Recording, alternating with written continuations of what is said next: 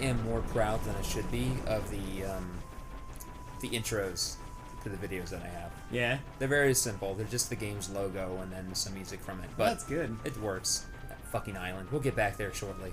So what are we gonna do? So we just blew up the Dreadnought. Yeah, it's right? like what goes on now? I mean, the shit just got real. So where are we going? I think now we're finally gonna stick it to the Empire because basically we just blew up the Death Star, right? Mm-hmm. And so now we gotta get our rocks off by going straight at the Empire's throat and fighting the Patriarchy. Best space battle in all Best of space Final battle? Fantasy. Best franchise. lightsaber fights. Just mouth noises and balloons being slowly unaired, right? That's all those people sound like. But now we gotta return to the Queen and stand in this one spot for an extended period of time for some reason. I am getting better at my recordings as I'm going along, right? There are specific lessons I'm learning. For instance, if I take a break, it should be 3 seconds or 3 minutes. Okay. If it's 30 seconds, 45 seconds, that's too short. I will probably scroll right past it when I'm scrubbing through the edit. Right? I see. Because it's too tedious to drag the timeline out so far that I'm scrubbing by like a frame at a time. And the way I have it generally compressed is that I scroll by maybe 10 or 15 seconds at a time. But if I'm just trying to find a specific part, I'll frequently go past moments like this, unfortunately. If they're long enough to be frustrating to watch, I apologize, viewer, or too short for me to catch when I'm scrubbing. Yeah. And so they just end up being in here. Whereas if I get up for 3 or 5 minutes, I can't help but see it. Because then it's so long that the timeline itself is generating thumbnails of just the one extended thumbnail. One of my favorite background props in RPGs that is always so frustrating to me is except where's the Queen? Is the crate full of weapons. Oh, you can't get any? Or the armor hanging out in the background that Yeah. you're just like, please? I'm trying to save yeah, the world. Yeah. There's please? in Final Fantasy VII, you go to Wutai, and in the weapon Yeah. shop, there's just great big swords hanging on the back. And you're like, and please? Like, with any of them? I'm trying to save the world, please? Can I get something, you assholes? And now the king is really dying for reals this time, seriously. No, it's just not my black soul. It's I me. went to Hot Topic. They had no Invader Zim shirts. But they had plenty of Pocky. And Nightmare Before Christmas. I went into a Hot Topic. I wish I hadn't. I went to a Hot Topic the day before last because I was at the mall waiting for Ethel to get done at Verizon. And I'm looking around, I'm like, I can't believe I ever identified with anything in here. And then I turned around, and there's just a whole corner dedicated to Nightmare Before Christmas, and I went, of course. Still. Of course. There used to be a whole section for Invader Zim. There isn't anymore? Not in this one, at least not that I saw. Oh, wow. It might just be this one, but it seems like Invader Zim might be on the way out. Jeez. Anecdotally, I haven't seen much Invader Zim stuff lately. Well, I mean... So that's... Well, I should specify, I haven't seen stuff with Gur on it. You know, it says something that it took My Little Ponies to, like, overthrow fucking Invader Zim in Hot Topic land. Oh, yeah. Like, it took the combined efforts of, like, My Little Ponies... My Little Pony, I don't know. Probably My Little Pony, Steven Universe, all that kind of stuff. Steven Universe, like Adventure Time. Yeah. All those had to combine their strengths. Just to get the same shelf space as Invader Zim. And overthrow it. The same shelf space as that t-shirt of Gur eating a taco, and it says taco on it. Yeah. And then you wear it, and then you walk out of the store and just shout taco at people because that's funny. So the king's dead. King's just fucking dead. But Nightmare Before Christmas is the perennial king. Yeah. It's always going to be there. Because there's always going to be a new crop of those kids, and they're just gonna stumble across Nightmare Before Christmas, because unfortunately that's a good movie. It's a good, fun movie that people like for the wrong reasons because they're dumb. The thing about Nightmare Before Christmas too is that the designs of the characters are like they're just so unique and cool that it's almost like Hello Kitty where there can be no substance. Oh yeah, But people just look at Jack Skellington and be like, yeah, I'll wear that. Like, give me some pants with zippers and stuff. More than one zipper. give me them. Oh yeah, and so now we need to go to another kingdom to get the help of the Dragoons, which is that Richard Highwind I was looking at first in the book. I was like, I don't remember this asshole, but yeah, now I remember. Because we need the... See, right there, he mentioned Dragoons. So I asked about Dragoons. Well, I memorized that, asked about that, and he mentioned Windrakes. So I memorized Windrakes, asked him about Windrakes, and now he told me where to go. So I'm going back here for a little bit. And it's unfortunate, because now there's no ship. But that sexy pirate lady is here. She's like, you want to go to Diced? I'll take you. And she doesn't even charge. I can take you, but I don't have to charge. And Okay. Maria's like, Because Maria's smart, but those two have a boner. They're like, but look how hot and she's a pirate. And then Maria's like, that wasn't even a sentence.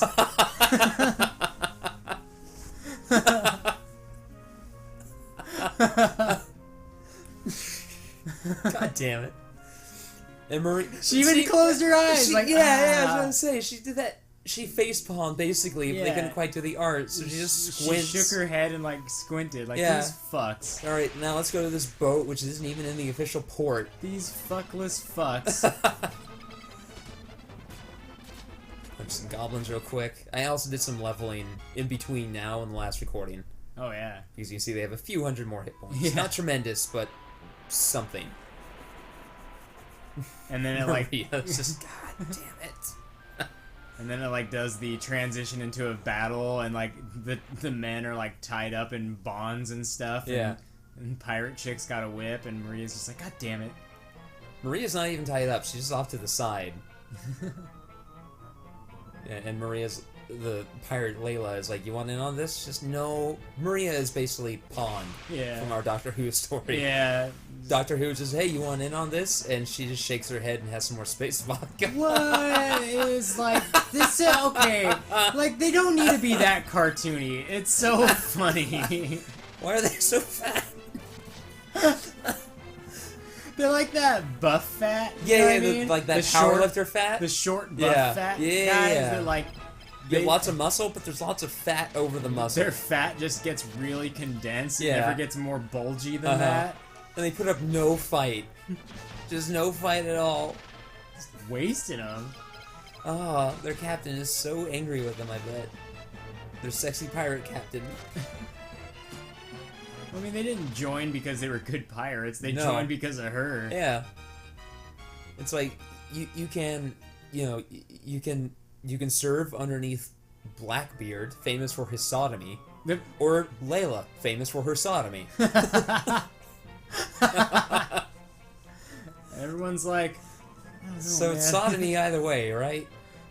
Well, she's still shaking her head. Yeah. She's like, oh, these fucks. Guys, I still don't think this is a good idea, but she's hot and a pirate, though. She just tried to murder you and rob you, and now you're asking her to join you guys. You're the worst. Maria, she's hot, but a pirate, too. And look at her crew. I'm gonna have to see if there's the art for her in that book. Oh, yeah, it was. Oh, nice. Yeah. And now we have a ship. Well, that's cool. Yeah. It all works out. Yeah, Follow your dicks. Just follow your dicks, children. Just like the cereal tells you. And even her little portrait's hot. Yeah. Like, she's not down. Like, everyone else is, like, all bummed out, and she's just like, look at she took a good fucking picture. Yeah, she's like in the middle of a rising tackle. Yeah. So our goal right now is to go south to the Kingdom of Diced, where the Dragoons live. I don't know where that is. I assume it's this island to the south. Is it not? It's not. It's fun, though, and I'm gonna go there. I'm gonna go there and get to the very end and go, oh. After I sail around and go, what the fuck? Okay. The little boat's so happy to be moving around. Yeah. So the only parts of the world you can't access from the very start of the game are that there's just more pirates. Except now they're fabulous. The only parts you can't go to are Fucking pink swords. yeah, are a Orangish. couple of islands in the ocean and a couple of mountain locked towns. I don't think they're even towns. I think they're just dungeons. Otherwise, the entirety of the game is accessible right from the beginning. Oh, wow. Yeah. Getting this boat really doesn't do much to increase your ability to explore this world. It's weird.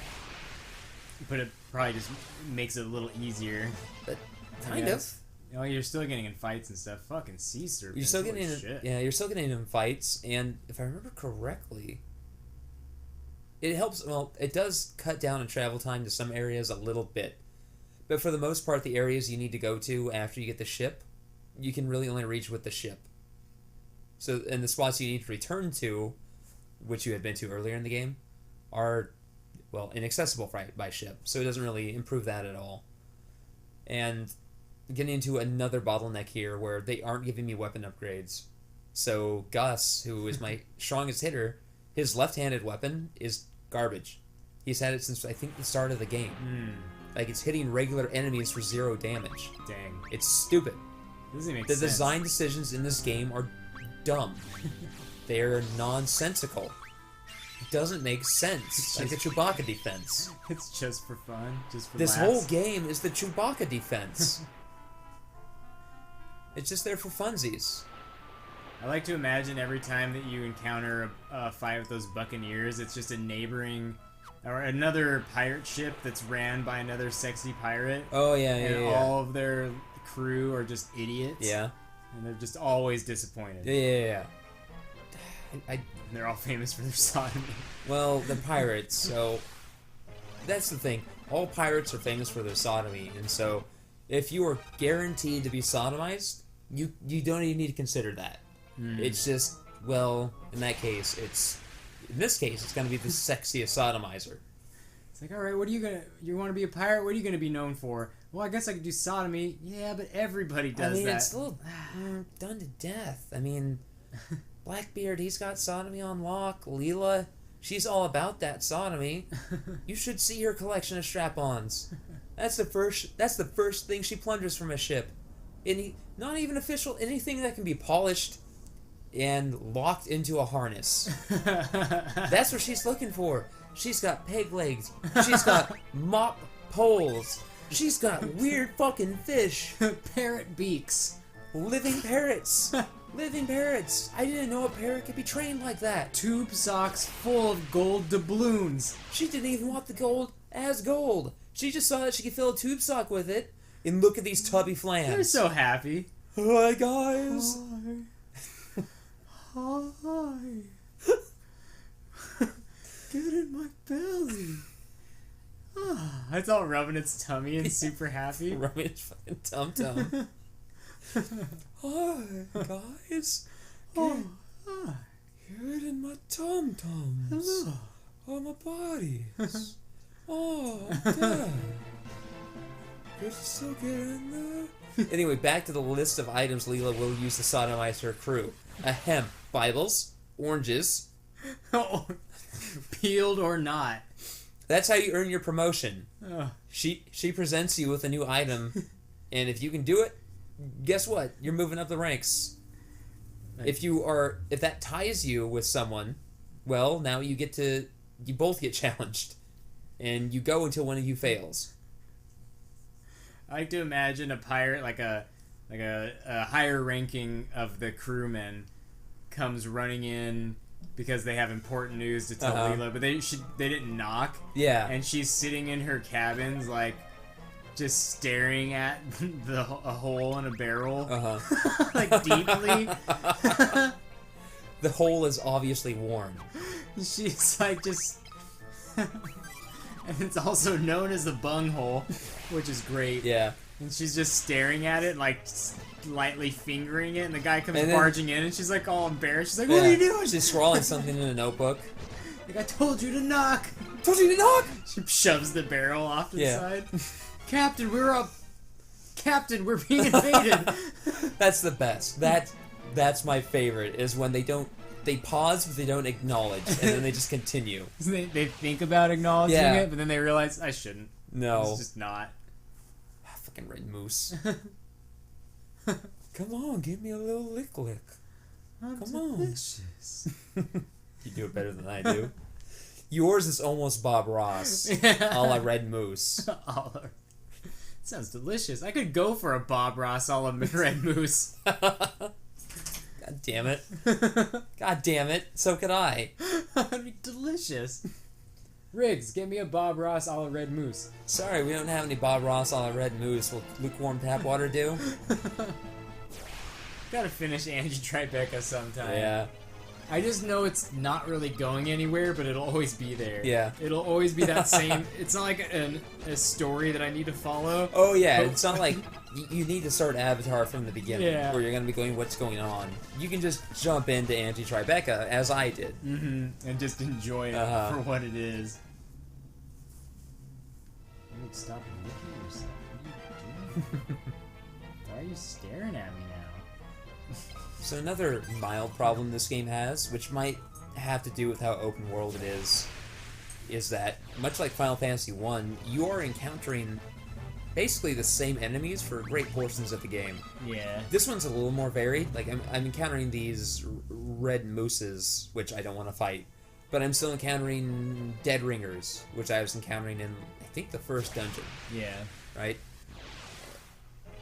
And I believe that's one of those problems with having a just open world game, is because the player can go anywhere. You kind of need to populate it with many of the same enemies, because while you can have them get their ass handed to them in certain sections, you kind of want them to be able to handle it. Whereas with a more linear title, you can guarantee that the character has made a certain minimum progress before they get to a new area. And so you can look at that progress and say, okay, the enemy should be approximately this strong to ensure that they have a challenge. That doesn't exist in an open world game. Yeah. Kind of what Jim Sterling was ranting about in his recent Jimquisition, which this is going up 3 weeks after that Jimquisition, approximately. So go watch that Jimquisition. Because it's good. And just goes over all the problems with open world games, and really reminded me of why I don't like open world games at all. And then don't forget to thank God for him. Nope. So what was that? You got a slumber stock? Yeah, I believe you can use that to inflict sleep on the enemy. But I never use items in this game because you can only use an equipped item. It's silly. See, there's not even an item option there. That's crazy. Yeah. That's just crazy. At the very least, it makes this game's very limited inventory not as nightmarish, because you're not even using most of those items anyway, so you just don't give a shit about them. So I remember you mentioning an idea for the thumbnail for this. What was that? Or what should it be? What should we go for? What should we go for? I mean, because what I did last time was you had that goofy drawing of the little ghost ones, and then I just kind of doodled, and then I did what I did. You know what I like? I just had this idea. I like a throwback to old school cartoons with Firion and Gus. Seeing Leela, and they're doing the things where their eyes shoot out and their jaws are on the floor and their feet are in the air. Yeah. And Maria is just face-palming behind them. Like the wolves that are always exactly, like, yeah. Like, and their hearts are beating out of their chest. And like like they might both be doing that, or one might be doing that and the other's doing the wolf thing. And Leela is, I don't know, being sexy. And Maria is just going, God damn it. Damn it. God damn it. Motherfuckers. God damn it. God damn it. And then you're like, I'm like, alright, here's the thumbnail, and it's just a yellow jelly, like, playing with its nipples. Like, oh. I would not object to that. You know what? Surprise me. It's like, oh. Or draw the yellow jelly and just put it in there somewhere real small. And they're just, like, looking at it like, Are these fuckers like underground kind of? A or little what? bit. They Like, appear just- to be. I think they might be undead. I'm not certain because I never tried to cast Cure on them. They might be undead, and the intent of the art might be that they are erupting from the earth. And I'm at a part in the game where I'm finally starting to get a good amount of guild. Nice. Just like Final Fantasy 1, this game has a busted income curve, where as you get toward the end of the game, it almost curves back on itself. It's so steep. It just falls back. Yeah. Here's some garlic for you. Is it garlic? Or is that what you picked up? Yeah, I picked up Oh. garlic. What is that? It's you can use it to inflict damage on undead. Oh, that's stupid. It is stupid because if I were to use it in battle, it means after the battle I would need to go back and re-equip it. Yeah. So it's not even convenient to use. That's one thing that about some games is that they get so goofy in their items like that, where it's like garlic hurts undead, but then they don't follow through with that same kind of goofiness and everything else. Oh yeah, it's when you play on the rain-slick precipice of darkness, the Penny Arcade games. Yeah. Everything is infused with that goofiness. Yeah. I still love the shotgun. Yeah, That's my favorite. Yeah. It's just such a dumb joke. It's hard to not think shotgorn whenever I see the word shotgun. I know. But that kind of goofiness is infused into everything in that game. And so it never stands out. But then when you see something like garlic, and it's like, oh, inflicts damage to undead, I get it. Garlic is associated in certain mythologies with repelling vampires, at least, and I think undead in general.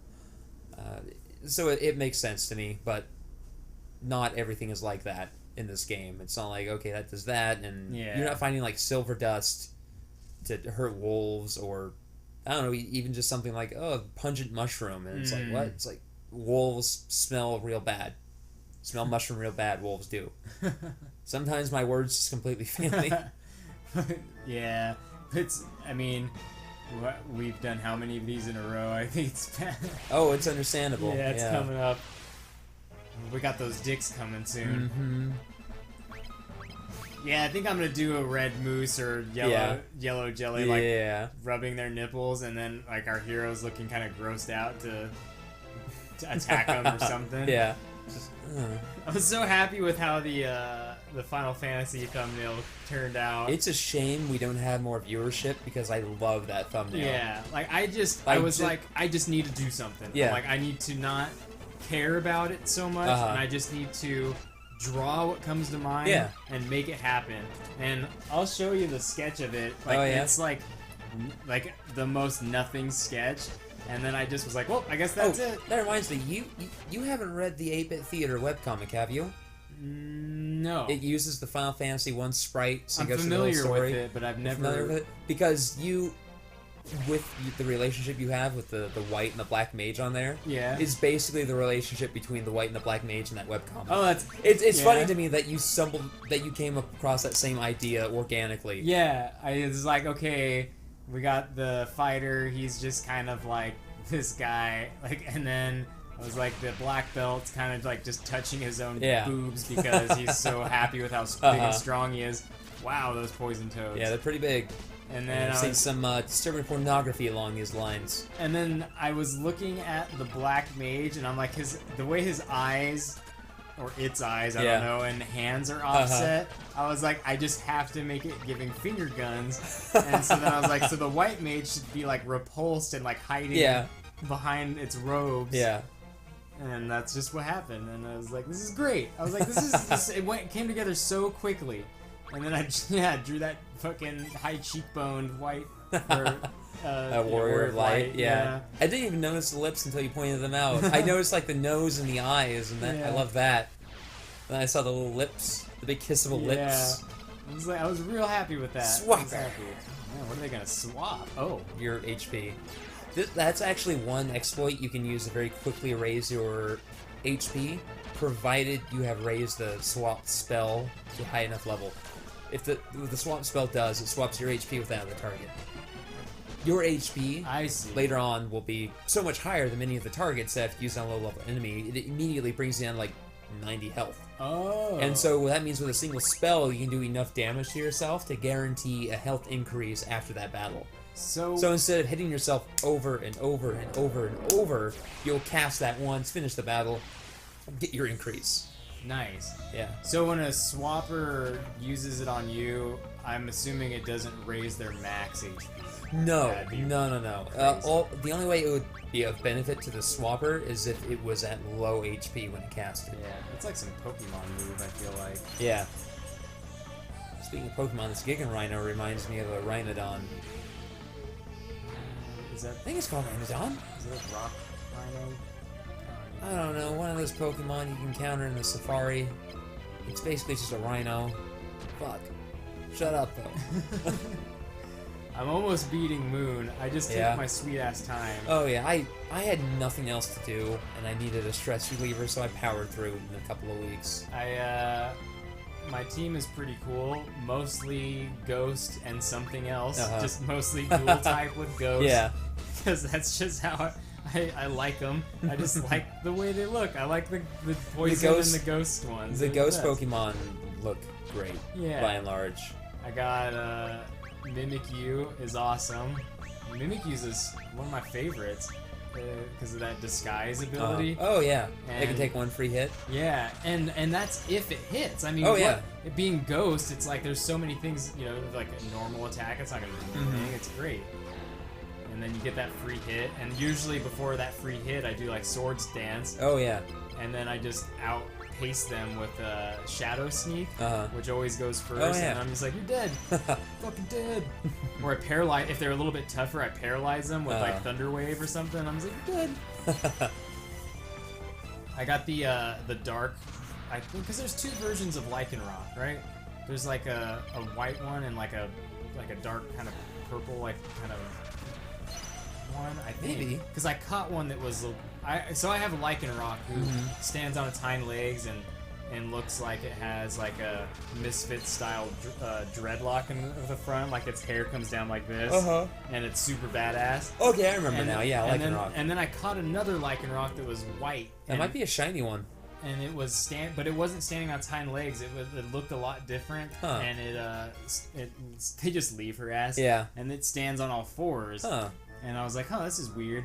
But yeah, Lycanroc is cool. That's the only not ghost, not dual type one I have. It's just rock, and it's just so strong. Has all the HP and just so we got its ass. Black Mask. Yeah. Which is a key item we'll need much later, but hey, while we're here, I like to imagine in the original translation it came out to be blackface. They're like, no. Oh, so very shameful. And I was like, what the fuck is Black Mask? What? Okay. Tropical island people. I guess it's a good thing I came here, but okay. A mask used in theater to portray the people of the tropical islands. The darkest jungles. Oh no. Guys, no. Japan, why? Why do you do this, Japan? And then it's just pictures of fucking Mr. Popo and Jinx, and they're just laughing at each other.